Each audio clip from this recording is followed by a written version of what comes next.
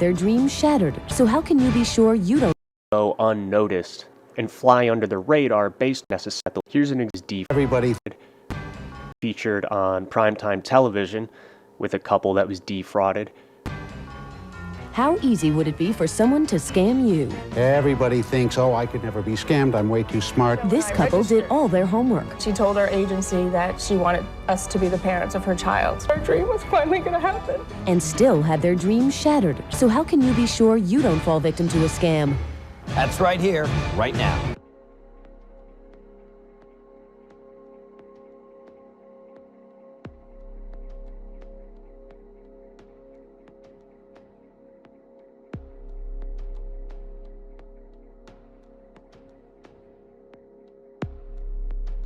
Let me ask you a question. Have you ever been ripped off? Well, my guests today say they were, and their hopes and dreams were shattered. Susan and Anthony say that's what happened to them. And after years of trying to have children, they decided their only option was to adopt. So they signed up with an adoption agency. Makes a lot of sense, right? So you sign up with this agency. She starts asking for money. After she decided to match with us, well, actually, in our initial conversation, she did tell me that she would need some financial assistance, and we agreed. To me, that would seem normal, right? It is normal because it is normal that you support the birth mother, right? You can, to a certain extent. Right. The state laws regulate how much you can give them, when you can give them. So they can't ask for an exorbitant amount and say. You can't buy them a car. You can't buy them a house. Okay. You can help with their living expenses. Now I got it. Were you ever suspicious? Actually, no. At the end of the show, the host brings out a special guest that volunteers to help the victims of this fraud, as the many talk shows like this tend to do. The man's name is Jeff Caskey at One World Adoption Services. Well, I know another lawyer in Florida. You know, that's my home state. And he actually lives where I used to live, and his name is Jeffrey Caskey. Jeffrey, come on. I met this guy several years ago, and he's an outstanding member of the community, just like Jeannie. And tell him about your company. You're not just a lawyer, you have a little company. That is correct. I don't know if you would call it a little company. We're Big company. Well, not massive, necessarily. International conglomerate. There you go. I'm I'm a lawyer with an adoption agency in Florida called One World Adoption Services, and we're a Florida-licensed nonprofit child placing agency. Okay, so I dragged you all the way up here from Florida because you volunteered and got involved and asked and said you wanted to do something. So will you surprise and tell these people what you want to do? Well, what I'd like to do is do everything I can within my power and within the law to help you in any way I can to adopt. And that would be at no charge to you. That would be, my services would be my pleasure. However, it appears that after this show aired, Jeff Caskey and his One World Adoption Agency services ran into some issues. This is from the sunsentinel.com and was published October 3rd, 2007. It was titled, "Two Adoption Agencies Sued." Two couples filed suit Tuesday against separate South Florida adoption agencies alleging breach of contract and a host of other claims. Palm Beach County couple Lori Barron and William Bermudez accused Deerfield Beach-based One World Adoption Services, which they say paid to conduct a home study, of interfering with their adoption of twins by offering to pay the birth mother money if she would place the children with their agency instead of the couple. Barron and Bermudez also accused the agency of threatening to have the birth mother arrested on an outstanding warrant if she didn't place the children with them, according to the suit. The birth mother breached her contract with the plaintiffs, they allege, and instead placed the twins with One World, which in turn placed the babies with another family. Now we'll fast forward in time to June 28, 2014, with a Reuters article titled, "Atlanta Adoption Agency Closes After Charges of Violations in the Congo." This is regarding the same adoption agency from the last article I just showed you, One World Adoption Services. And the article goes on to read, "An Atlanta-based international adoption agency will close after it was suspended for 90 days by U.S. authorities over allegations it paid bribes and used incorrect papers to adopt children in the Congo." One World Adoption Services, founded in 2003, worked with citizens in the United States and Canada interested in adopting babies from Africa, South America, and the Caribbean, according to its website. They were really left with no choice but to close, Joel Ferdinand, One World's attorney, told Reuters on Friday. The nonprofit agency could not financially afford to go 3 months without making adoptions, Ferdinand said. The agency's 120 pending adoption cases will be transferred to other agencies, he added. The suspension was over alleged bribery and false and improper documentation for adoptions in the Congo, Ferdinand said. One World, quote, unequivocally disputes the allegation, the lawyer said. The Council on Accreditation, the nonprofit group that is authorized by the U.S. State Department to accredit adoption agencies, did not return phone calls and emails seeking comment. So as you can tell, it appears that One World Adoption Services has quite the sordid history with faulty adoption practices, whether it be falsified paperwork or even bribery, being as these two articles, the first being in 2007 and the second being in 2014, are 7 years apart, almost a decade. The image on your screen here is from a blog written by Amanda, and in fact it's actually written about that same adoption agency called One World Adoption Services, and it's about her experience with the faulty, corrupt agency back in November of 2010. Let's take a look at another adoption agency called Heart to Heart Adoption Services that has also had some pretty bad allegations leveled against it. Let's once again fast forward now to the year of 2016 and a website called Musings of a Birth Mom, another blog. Johnny is a father to a beautiful little girl named Jamika that was born on October 18th, 2016 in Georgia.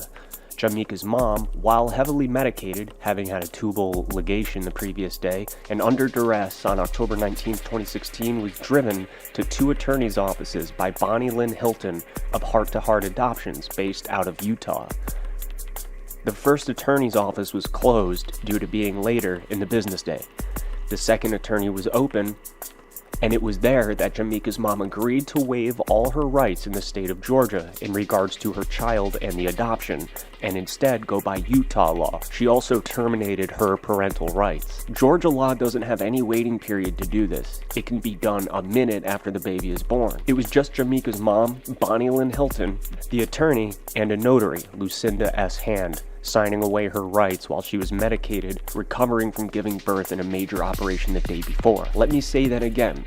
Jamika's mom signed legal documents that waived her rights and protections under Georgia law and terminated her parental rights to her child a day after giving birth and having a major operation while medicated on opiates. Bonnie Lynn Hilton of Heart to Heart Adoptions in Utah arranged this. The father, Johnny, was apparently not aware that this was transpiring. Heart to Heart Adoptions claimed that they weren't even aware of who the father was. This blog, though, asserts that that was a, quote, blatant lie, however. Johnny actually drove mom to the hospital with labor pains and was at the hospital. The blog goes on to state that the fact that this child, Jamika, had a father was clearly known, because Jamika's doctor even checked her vitals while in Johnny's arms. Johnny cared for Jamika while her mom was sedated from the tubal ligation. While he was not yet on the putative father registry, he had made attempts to legitimize her and provided support to her mother during the pregnancy. According to Georgia law, notice should have been given to Johnny that his child was attempting to be put up for adoption, and he would then have 30 days to legitimize his child,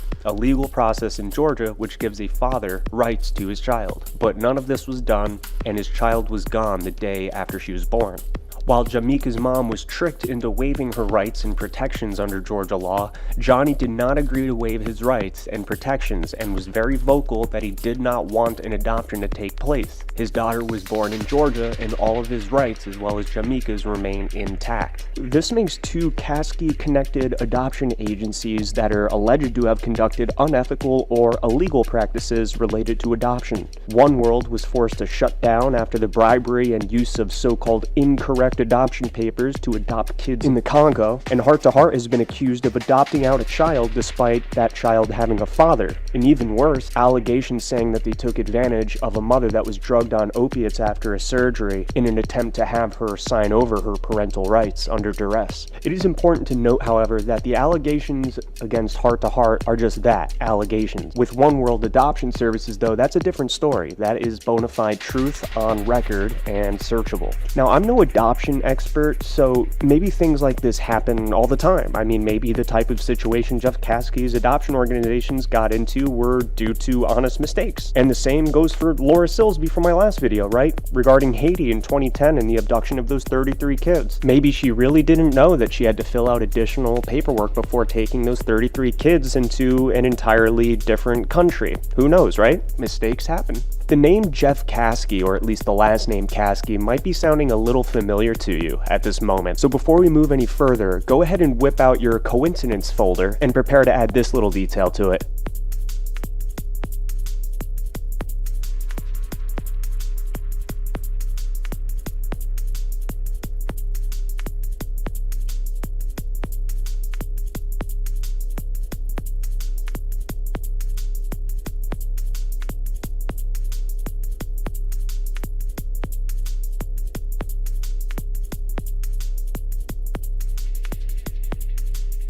And now a new super PAC started by the parents of Parkland students is focusing on lawmakers who aren't tough on assault weapons, those who have the NRA's support. One of the first races they're focused on is the Florida Senate race between Governor Rick Scott and longtime Democratic Senator Bill Nelson. I'm joined now by Jeff Caskey. Jeff is the father of two Marjory Stoneman Douglas students, including Cameron Caskey, one of the more outspoken survivors of the Parkland school shooting. He's also the president of Families versus Assault Rifles Super PAC. Jeff, good to have you here. Thanks for being here. Thanks for having me. That's a pretty crazy coincidence, right? I've got a better one for you though. First, I do have to clarify something. Throughout this video, we've discussed two different adoption agencies. One was Jeff Caskey's, the One World Adoption Services, and the other was Heart to Heart Adoption Services, which is the one that adopted out the child despite having a father present in her life. Those two agencies are technically separate entities. However, they both connect to Jeff Caskey though, and how they connect is the fact that Heart to Heart Adoption Services is a member of the Florida Adoption Council. And the Florida Adoption Council was founded by none other than Jeff Caskey. Well, Jamaica was adopted out to parents named Andy and Melissa Moore. Now, if you go to Andy Moore's LinkedIn page, you'll see that he is labeled as Public Sector Print Specialist at HP, Mountain West Region. Now, if you go down to the recommendations sections and navigate over to the Given tab, you'll see that he gave a woman named Rebecca Harms a positive review that read, "While at Lionbridge, Rebecca provided administrative support for me and my team. Rebecca was in timely information. She was proactive and always willing and able to stretch beyond her job title. If I had an important task, I gave it to Rebecca because I knew that nothing would stand in her way. I highly recommend Rebecca." And over here, under her name, you could see that she's a senior human resources professional, influencing and engaging diverse workforce since 2006. And in October 29, 2008, Andy was senior to Rebecca, but didn't manage her directly. So if you visit Rebecca Harms' LinkedIn account, this will reveal, where she's worked at in the past. And if you scroll all the way down her page, you'll see that she worked for a company called personalshopper.com. Personalshopper.com is the same personalshopper.com that Laura Silsby created in the late 1990s.